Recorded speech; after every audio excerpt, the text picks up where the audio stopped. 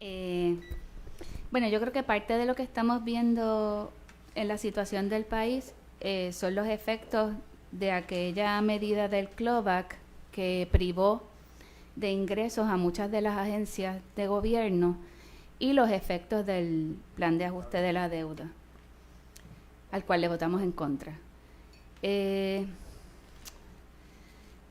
Cuando hacemos este análisis sobre la eliminación de un impuesto, y en este caso es impuesto a combustibles fósiles, pues una de las cosas que se me ocurre es si esta medida es una medida que promueve la reducción del consumo o por el contrario propende a que la gente ante el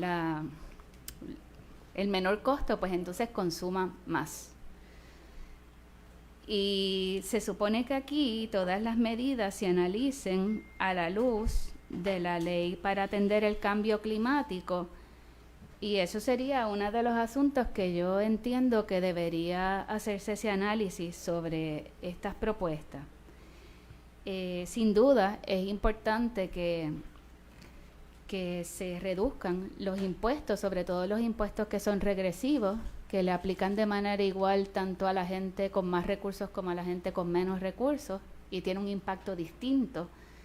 Pero también pues el supuesto de que entonces la gente va a tener más dinero para gastar, que es importante porque la gente no puede cubrir sus necesidades completas, pero también pues no estamos fomentando el ahorro, sino que estamos utilizando unos supuestos que propenden al gasto excesivo en algunos casos.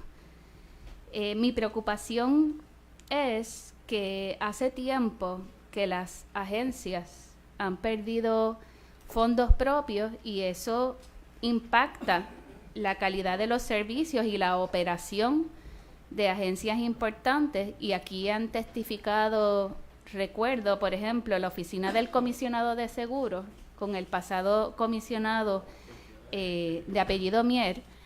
Él indicó que el dinero que se generaba por la oficina del comisionado de seguros no llegaba completo a la oficina del comisionado de seguros, pero una cantidad sustancial. Y eso le impedía hacer un trabajo de fiscalización con las aseguradoras mayor. Lo mismo el negociado de investigaciones especiales que tiene el fondo de confiscaciones, tampoco ese dinero llega completo y el estimado era 27 millones y creo que llegaban de 1 a 4 millones para esa oficina, el negociado de investigaciones especiales. El Departamento de Recursos Naturales y Ambientales también tiene fondos propios y hemos solicitado, ¿verdad?, un listado de cuáles son esos fondos por distintas partidas de la Junta de Calidad Ambiental y otros fondos de licencias y penalidades y multas que cobra el Departamento de Recursos Naturales. Eso tampoco el departamento tiene un acceso completo a ese fondo porque está yéndose al Fondo General y la Junta de Control Fiscal impide que las agencias puedan hacer el uso completo de los fondos que generan. Yo quisiera que el Departamento de Hacienda me certificara cuánto de los fondos propios del Departamento de Recursos Naturales ustedes tienen registrados y cuánto se le devuelve a la agencia y con cuánto se queda el gobierno o el Departamento de Hacienda para las cuentas del secretario del Fondo General de esos fondos que genera el Departamento de Recursos Naturales por las distintas partidas. Si necesita que lo especifique un poco más, lo puedo hacer por escrito. No, yo lo que le iba a solicitar es no 5 días, sino 10, para aclarar cualquier duda y poder proveerle la información que en efecto usted me está solicitando. Y si puedo abusar de la confianza de la comisión, si podemos recibir, aunque sea por un correo electrónico, la solicitud por escrito, se lo... si es posible. Sí. Y yo creo que compañeros, que han habido varias solicitudes y es bueno, ¿verdad?, para que al final pues se puedan. Vamos a pedirle a la compañera Nogales Molinelli que le sea bastante específica para que la comisión entonces anote cuál va a ser la petición para que le puedan dar entonces el documento de Sí, manera... si pueden ser los 5, mejor que sean los 5. Si necesitan tiempo adicional, pues lo solicitan a la comisión. Ok, perfecto. Pero sería en cuanto al Departamento de Recursos Naturales, entre la Oficina del Comisionado de Seguros, el Negociado de Investigaciones Especiales y el Departamento de Agricultura, que también el Fondo sobre la compra de importación del café tampoco, y el secretario de Agricultura dijo que sí, que no podía recibir ese dinero que se supone que se reinvierta en el desarrollo de la agricultura. Así que es importante ese fondo del café. Creo que el Instituto de Cultura Puertorriqueña también recibe genera unos fondos propios que tampoco tienen acceso a esos fondos y quisiera que también lo detallaran. ¿La comisión pudo anotar lo que está solicitando la compañera Nogales Molinelli? Yo lo puedo enviar también por escrito para comparar. Okay. Entonces, aquí, ¿verdad? En el plan de ajuste de la deuda se estableció lo que son los instrumentos de valor contingente y yo he estado fastidiando con eso mucho. Y es que esos instrumentos de valor contingente tienen una parte grabada del impuesto del RON, si mal no recuerdo, y otra parte que es del IVU. Y si hay un sobrante tiene un tope, y si hay un sobrante o un exceso en la recaudación por concepto del IVU, hay unas bonificaciones que se le dan a esos bonistas que tienen esos instrumentos de valor contingente. ¿Cómo eso afecta el dinero que tiene el gobierno disponible? O si ustedes tienen como ya llevamos 2 años al menos con esa situación de los instrumentos de valor contingente, ustedes podrían proveernos el desglose de cuánto se le pagó a esos bonistas que tienen esos instrumentos, cuánto se le pagó en bonificaciones. Sé que ahí también estaban unas bonificaciones a algunos empleados y uniones que firmaron que estaban de acuerdo con el plan de ajuste de la deuda. Esa bonificación que usted menciona, representante, es un cómputo que se hace a base de los ingresos versus las proyecciones luego de culminado el año fiscal, cada año fiscal. Pero quería comentarle sobre los instrumentos de valor contingente. No necesariamente están grabando esos 2 impuestos que usted mencionó, sino que el valor de ese instrumento se basa en el comportamiento de los recaudos de ambos, el impuesto sobre los arbitrios sobre el RON y el impuesto sobre ventas y uso. Es el valor en sí de ese instrumento que se deja llevar por cómo se están comportando los recaudos. Y en ese sentido, si no se dan ciertas condiciones, pues en efecto no hay una bonificación. Yo sé, pero en estos últimos 2 años, en estos últimos 2 años, sí ha habido por bonificación. el gran trabajo que ha hecho el Departamento de Hacienda. Sí, pues, por la razón que sea. El asunto es que están ganando los bonistas, ¿no?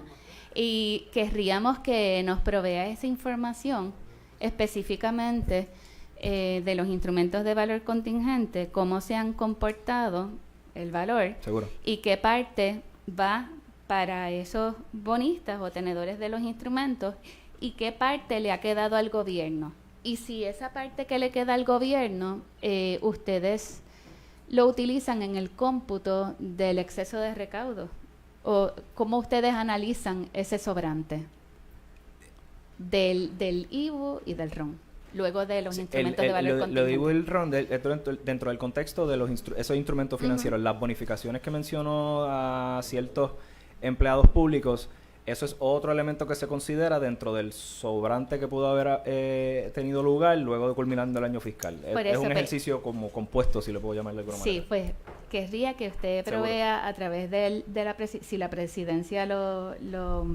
permite, lo cogemos, pues que nos provee. Está muy bien. Acogemos la petición de los para que se compañero nos provea Nogales ese Molinelli y análisis Torres Cruz. desglosado por Mencionamos. esas partidas. Y no me contestó si ese sobrante, entonces ustedes lo utilizan o es parte del cómputo del dinero recaudado y el dinero que se recaudó en exceso. Sí, para fines de récord, Nelson Pérez, lo que sería, ¿verdad? La parte con lo que se usa como métrica, el IVU y el otro el RON, ¿verdad? No es que es un sobrante en exceso de los recaudos en esos impuestos, sino que se usa como medida para poder determinar lo que se pagaría por esos dos instrumentos, ¿verdad? Los de valor contingente. Ya lo que fuera el cálculo, después que se pagan esos valores contingentes, que es el compromiso que se tiene a través del plan de ajuste, ya lo que sería el surplus es el cálculo que está por encima, pero no está amarrado de que es un recaudo amarrado a ese el tax de RON o lo que sería el IVU. Que en ese sentido sí se podría, está amarrado a todo el surplus, que es lo que ahorita yo creo que el presidente de la comisión estaba planteando, es dentro del plan fiscal se reconoce, ¿verdad? Y por simplificarlo, una caja. Esta es la cantidad de dinero que nosotros reconocemos que el Estado va a recaudar para poder manejar su gasto. Lo que es por encima, el Estado, y ha sido básicamente en planteamiento del gobierno, nosotros estamos recaudando más, y en efecto yo creo que es lo que muy bien está planteando la representante, es que déjenos usar ese dinero para nuestros gastos. Pero cuando se reconoce el ingreso es cuando después que se reconoce y se hacen los informes y es un surplus. Pero cuando se genera el presupuesto por la Oficina de Gerencia de Presupuesto, ese surplus para poder trabajar los gastos del gobierno central no está incluido ahí. El gobierno siempre dice, estoy generando más ingresos por las medidas de eficiencia, como dice el compañero que trabaja en el Departamento de Hacienda, ha ingresado más revenues. Esa es parte de las conversaciones cuando se traza el presupuesto. Es decir, en vez de almacenar un presupuesto de 2.7 billones de dólares, 12.7 billones de dólares, yo tengo recaudos para hacer un presupuesto mayor. Pero me dicen, no, en mis estimados de recaudo, en sus supuestos macroeconómicos, tu caja está en los 12.7 para que generes tu presupuesto. Ese número al final, nosotros planteamos, mira, el surplus, que es el número, ¿verdad?, que se refleja después en los estados financieros, es decir, este dinero sobrepasó los estimados. Ese sería el número que entiendo que la representante está pidiendo. Lo que quiero decir es que no va a haber un número atado, el surplus no está atado al recaudo de road tax, por eso, pero la información se le puede dar, pero es para hacer esa aclaración. Pero estamos de acuerdo con lo que menciona la representante, que es un dinero que está accesible, que se nos debe permitir. Y si, No sé. Quiere decir que ese dinero ¿verdad?, que queda fuera de lo que es el presupuesto proyectado, ese dinero, de ahí es que se le da una bonificación a los bonistas de la deuda, porque eso es al punto donde ha ido la compañía. Sí. Lo que pasa no es que está fuera del presupuesto, está incluido dentro de las partidas del presupuesto. Por eso, pero el estimado, ¿verdad? Voy a usar un ejemplo. Si me sobran 300 millones, por decir un número, esos 300 millones se distribuyen en bonificaciones a los bonistas que tienen la deuda y otra parte que se han estado dando a los servidores públicos. todo depende cómo se comporten esas dos métricas. Pero sí se le ha estado pagando bonificaciones a los bonistas. hipotéticamente, si Correcto, se dan los todas esas CBI se ha condiciones, pagado. la Eso es contestación es que sí. Sí, no son lo que entendemos lo que quiere decir, pero es como decimos, no son bonificaciones, sino que el instrumento se activa por las métricas del tax de RON, ¿verdad? RON tax y el IVU. En base a si esas métricas se sobrepasan, entonces se activa esos pagos y dentro de cuando se establece el presupuesto. Son bonificaciones, son los pagos adicionales. Correcto, que se activan porque si las métricas no todos los recaudos del gobierno central, por eso yo creo que ese es el punto, no es todos los recaudos del gobierno central, sino son estos dos barómetros que se activan y entonces ahí, ¿verdad?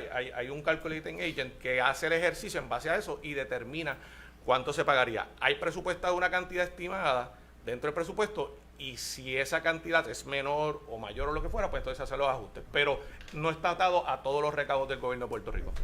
Pero eso, pues ustedes nos van a proveer entonces Sí, esa no, información y estos aclarando últimos ese 2 detalle. años donde sí ha habido ese sobrante. Y ponemos esa aclaración con relación a valor contingente para que esté disponible.